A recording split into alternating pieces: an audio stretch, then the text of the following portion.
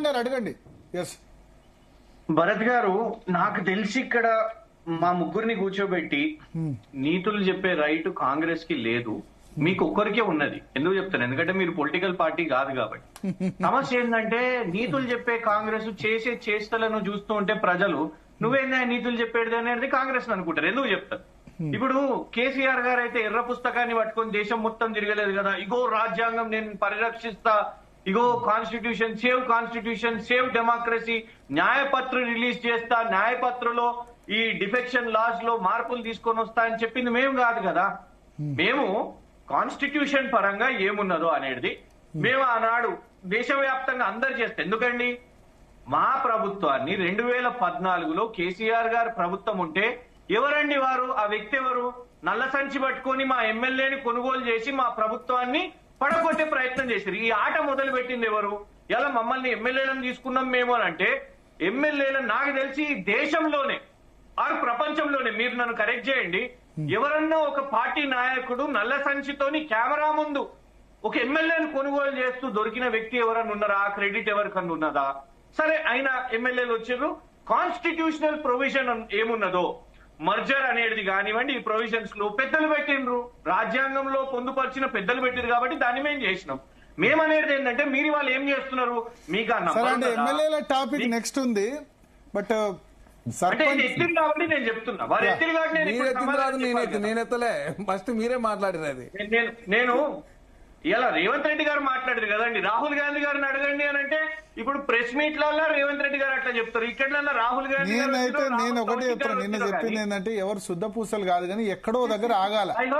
ఇది ఏదో ఒక ఇది ఎవరు ఎక్కడో దగ్గర ఆగాలంటే దీనికి ఇప్పుడు supreme court chief justice BR Gavai ఒక ప్రెసిడెన్స్ తీసుకొచ్చారు, మంచి ప్రెసిడెన్స్. ఆయన రిటైర్ అవుతూ 3 నెలల లోపు తేల్చమన్నారు. ఇప్పుడు అన్ని హైకోర్టులు కూడా ఆలస్యం లేకుండా తెలిసి, ఇప్పుడు నిన్న స్పీకర్ ఎటువంటి తీర్పు ఇస్తాడో అందరు ఎక్స్పెక్టెడే. కాకపోతే ఏంటంటే నమ్మకం హైకోర్టు మీద సుప్రీంకోర్టు మీద ఉండాలి. మేము జీ తెలుగు న్యూస్ లో ఏం కోరుకుంటాం అంటే ఇది ఎక్కడో దగ్గర స్టాప్ పడాలి. కాంగ్రెస్ ఏమంటది, బీఆర్ఎస్ వాళ్ళు చేశారంటారు. బీఆర్ఎస్ ఏమంటారు, అప్పుడు స్పీకర్ సురేష్ రెడ్డి 2007లో మా వైఎస్ చేయలేదా ఎమ్మెల్యేలు అంటారు. ఒకళ్ళనొకళ్ళు చెప్పుకుంటారు. అందుకని ఎక్కడో దగ్గర ఫుల్ స్టాప్ పడాలి, ఎవరో ఒకళ్ళు పనిష్ కావాలి, నెక్స్ట్ ఎమ్మెల్యేలు కావద్దు. సరే, అది నెక్స్ట్ టాపిక్ లో చర్చిద్దాం. నెక్స్ట్ అదే టాపిక్ ఉంది. ఒకటి ఇప్పుడు డూ యూ థింక్ ఇప్పుడు లోకల్ బాడీ సంబంధించి కాంగ్రెస్ రిజల్ట్ సిగ్నిఫికెంట్ గా చాలా బాగుందంటారు. వాళ్ళు చెప్పేది ఏంటంటే ఈ 6 వాళ్ళు చెప్పిన దానిలో సిరిసిల్లో కూడా కరెక్ట్ రిజల్ట్ రాలేదంటారు అండి. భరత్ గారు, ఫస్ట్ పాయింట్ ఏంటిది అని అంటే సిరిసిల్ల జిల్లాలో కాంగ్రెస్ కి ఎక్కువ వచ్చాయంటున్నారు వాళ్ళు క్లెయిమ్ చేసేది. నేను ఒకటి చెప్పేది ఏంటంటే భరత్ గారు, అసలు మేజర్ పాయింట్ ఏంటిదంటే మన ఈ ఎలక్షన్స్ నే మనం చూస్తే అన్నాదమ్ములు బావా బమ్మర్దులు ఒకటే కుటుంబంలో ఒకరి మీద ఒకరు పోటీ చేసినవి కూడా ఉన్నాయి. ఇంట్లో ఎన్నో ఇన్స్టెన్సెస్ ఉన్నాయి. ఇంట్లో అసలు వీరు తీసుకున్న లాజికే అసలు అందుకే కదా ఇక్కడ మీరు చూడండి, ఎవరితో ఎందుకండి రేవంత్ రెడ్డి ప్రెస్ మీట్ లోనే వారు 2 పాయింట్స్ కాంట్రడిక్ట్ చేస్తున్నారు. వారే బీఆర్ఎస్ బీజేపీ ఒకటి అనేసి చెప్పిండ్రు. ఇందులో వారే ఏమనంటారంటే ఇలా ముఖ్యమంత్రిని చూసో, మంత్రిని చూసో, ఎమ్మెల్యేని చూసో ఓటేయర్. ఇందులో ఆ గ్రామంలో ఆ ఈక్వేషన్స్, ఆ విలేజ్ ఈక్వేషన్స్ ఏముంటాయో అక్కడికక్కడనే జరిగింది అని. అంటే ఈ 2 మీదే క్లారిటీ లేదు కదా. 2 పొలిటికల్ పార్టీస్ కలిసినాయని మీరే చెప్తారు, కింది స్థాయిలో విలేజ్ లెవెల్ పాలిటిక్స్ అండి అని మీరే చెప్తారు. అక్కడనే మీరు ఆలోచించండి. అంటే ఒకటి ఏంటిదంటే అనిరుద్ధ్ రెడ్డి గారి స్టేట్మెంట్ ఒకసారి మనం మాట్లాడుకుందాం.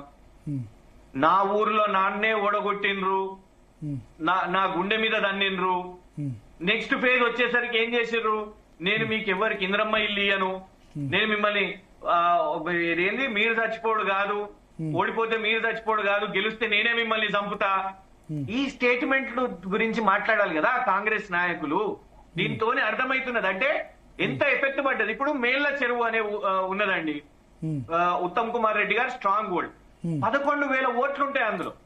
ఆ గ్రామంలో 8,800 ఓట్స్ పోలైనాయి. అందులో 8,800 ఓట్స్ పోలైనాయి. అందులో 1000 ఓట్లతోని బీఆర్ఎస్ గెలిచింది మేళ్ల చెరువులో, హుజూర్ నగర్ లో.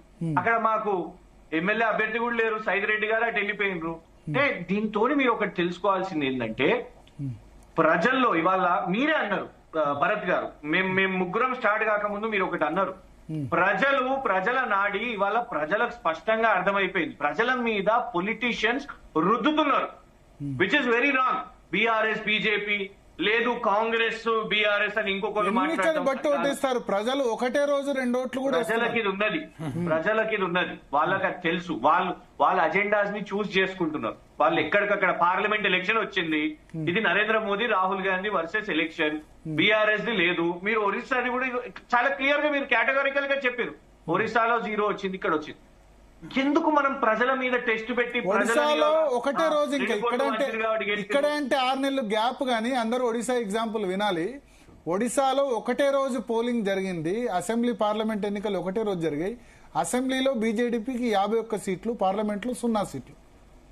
In fact even cantonment by election ఎప్పుడు cantonment Congress assembly, parliament BJP, అంతేనా?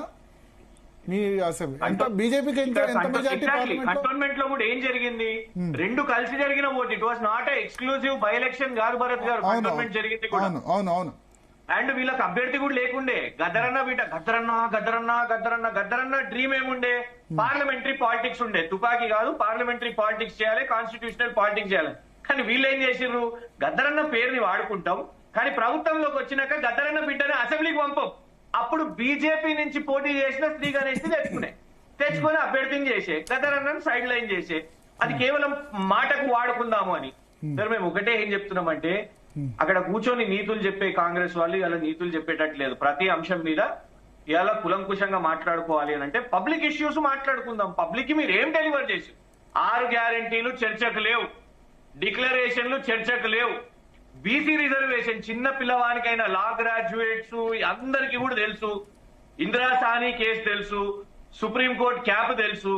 కానీ ఏం చేసిర్రు, రాహుల్ గాంధీ ప్రధాని అయితే వచ్చేస్తుంది బీసీ రిజర్వేషన్, ఢిల్లీలో సభకు అందరు వస్తే వచ్చేస్తుంది బీసీ రిజర్వేషన్, హైకోర్టులో అందరం మంత్రులను లీడర్లను అందరినీ తీసుకుపోయి హైకోర్టులో ఫోటోలు దిగి చూపెట్టేసరికి వచ్చేసింది బీసీ రిజర్వేషన్, కులగణన, బీసీ రిజర్వేషన్ అన్ని. కానీ ఇప్పుడు మీ రిజల్ట్ బీఆర్ఎస్ ఇంకా బెటర్ రిజల్ట్ ఎక్స్పెక్ట్ చేయలేదా? ఇప్పుడు వాళ్ళు ఏం చెప్తారంటే సిరిసిల్ల జిల్లా, కేటీఆర్ జిల్లాలో కాంగ్రెస్ కు లీడ్ వచ్చింది అంటారు. సార్ అసలు మేము వీ హ్యావ్ నాట్ ఈవెన్ ఇప్పుడు ఉమ్మడి మెదక్ జిల్లాలో, మెదక్ గానీ సంగారెడ్డిలో కూడా కాంగ్రెస్ కు లీడ్ వచ్చింది అంటున్నారు. భరత్ గారు, యాజ్ అ జర్నలిస్ట్ నేను మిమ్మల్ని అడుగుతున్నా, ఆ ఎమ్మెల్యే కేటీఆర్ గారు పోయి ప్రచారం చేసిర్రా? ఏమైనా మీటింగ్లు పెట్టిర్రా? ఏమైనా సభలు పెట్టిర్రా? అయిపోయిన తర్వాత పెడుతున్నారు కదా, అయిపోయిన తర్వాత సర్పంచ్లకు సన్మానం చేస్తున్నారు కదా. మా కార్యకర్తలు వాళ్ళంతటా వాళ్ళు గెలిస్తే, వాళ్ళంతటా వాళ్ళు వీళ్ళ హత్యలను, వీళ్ళ మూత్రాలను, ఈ అన్ని చిల్లర రాజకీయాలు చేసి చూడండి, వాటిని ఎదుర్కొని వాళ్ళ గెలిస్తే. అంటే ఇప్పుడు మీరు, నేను అనేది మీరు అక్నాలెడ్జ్, ఇప్పుడు ఎన్నికను అక్నాలెడ్జ్ చేయకపోతే మీరు సన్మానాలు ఎందుకు చేస్తున్నారు పోయి మళ్ళా? భరత్ గారు, వాళ్ళ ఫైట్ అక్నాలెడ్జ్ చేస్తున్నామండి, వాళ్ళ ఫైట్ అక్నాలెడ్జ్ చేస్తున్నాం. నరహరి గారు మేమే చెప్పాలనుకుంటారు. మా పార్టీ క్యాడర్ కి, మా పార్టీ కార్యకర్తలకు, కింది స్థాయి వాళ్ళకు మేము క్రెడిట్ ఇస్తున్నాం. ఇది వాళ్ళ క్రెడిట్, వాళ్ళని అక్నాలెడ్జ్ చేస్తున్నాం. మేమే డిస్క్రెడిట్ తీసుకుంటున్నాం. మేము ఎక్కడ దీన్ని పార్టీ పరంగా ఫైట్ చేయలేదు. ఆయా గ్రామాలు అది చూసిండ్రు. రేవంత్ రెడ్డి గారు 2 సంవత్సరాల పాలన చూసిండ్రు. ఇప్పుడు కూడా వీరు బుల్డోజ్ చేసి అంతా మంచిగా ఉంది అని చెప్పే ప్రయత్నం చేస్తున్నారు. కానీ ప్రతిరోజు రేపు ఇంకా జెడ్పీటీసీ, ఎంపీటీసీ వస్తాయి, జిహెచ్ఎంసీ వస్తాయి. ప్రతిరోజు వీళ్ళు చెప్పిన డిక్లరేషన్లు, హామీలు, వీళ్ళ బీసీ రిజర్వేషన్, ఇంకేదో కథా కార్యక్రమం, ఇవన్నీ రోజు క్వశ్చన్ అయితేనే ఉంటది, స్క్రూటినీ అవుతుంటది. ఒకటే నేను చెప్పాలనుకుంటున్నా, కాంగ్రెస్ వాళ్ళకు holiday period is over. 2 years అయిపోయింది, హాలిడే పీరియడ్ ఇస్ ఓవర్. ఇక చూడండి, ఇక ముందుంటది ముసళ్ళ పండుగ, ఇలా ఆట ముందుంటది.